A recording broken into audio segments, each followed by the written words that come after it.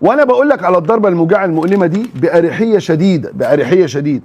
بقول لك ان الناس في نادي الزمالك عاوزه تعمل اي منظر عشان ترد على صفقه زيزو. السلام عليكم يا كابتن ابو المعاطي. معلش انا عندي سؤال صغير يعني لحضرتك، هي ايه المشكله يعني؟ ايه المشكله؟ طب ما انت حاولت وعملت وخدت اللي انت عايزه من عندي، ايه المشكله اما احاول واخد اللي انا عايزه من عندك؟ والله لايك وشير وصلي على حبيبك سيدنا النبي الزين. الاستاذ عمرو الجنايني والذي يرتبط بعلاقه مميزه مع الكابتن حسين لبيب ورئيس اتحاد الكره المصري الاستاذ عمرو الجنايني وعضو مجلس اداره نادي الزمالك السابق وعضو لجنه التخطيط الفاشله اللي مشوها وجابوا جون ادوارد يديرها، كان عامل اتفاق مع احمد عبد القادر. وبغض النظر عن طريقتك في الكلام، الطريقه اللي مش عايز اقول يعني مين اللي بيتكلم بيها والمعروف يعني، بس يعني هو ايه المشكله؟ ايه المشكله يعني؟ هو احمد عبد القادر ده اضافه كبيره يعني، ايه المشكله يعني؟ مفكر اجيب. تواصل مع احمد عبد القادر وقال له يا عبد القادر ماشي انت يا عبد القادر معانا ولا علينا؟ قال له بص يا استاذ عمرو، قال له قال له عشان كلامي يبقى واضح وما اقولكش اي حاجه، قال له النادي الاهلي قعدني وبقى ليا دور، انا قاعد في النادي الاهلي، انا عقدي بيخلص بنهايه الموسم اللي جاي، قالوا لي هنطلعك اعاره ومدد سنه، مش همدد،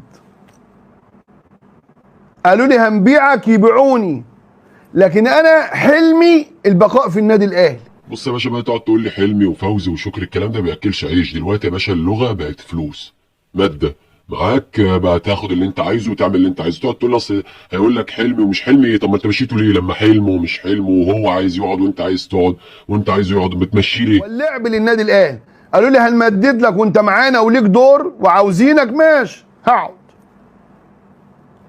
مشوني الاولويه لنادي الزمالك رغم انه ليس الاعلى سعرا. بجيب لك كلام من كنترول يا باشا.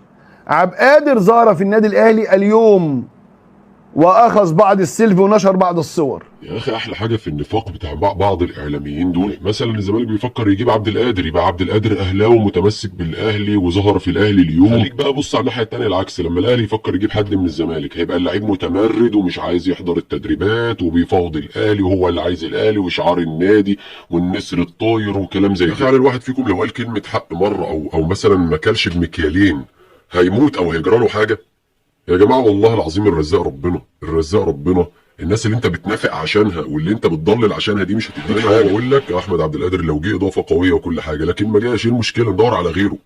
بس يعني واحد انت بايعه ورميه رميه يعني، بص من هنا لهنا لهنا لهنا، مره سموحه مره مش عارف ايه، مره تطلعه بره.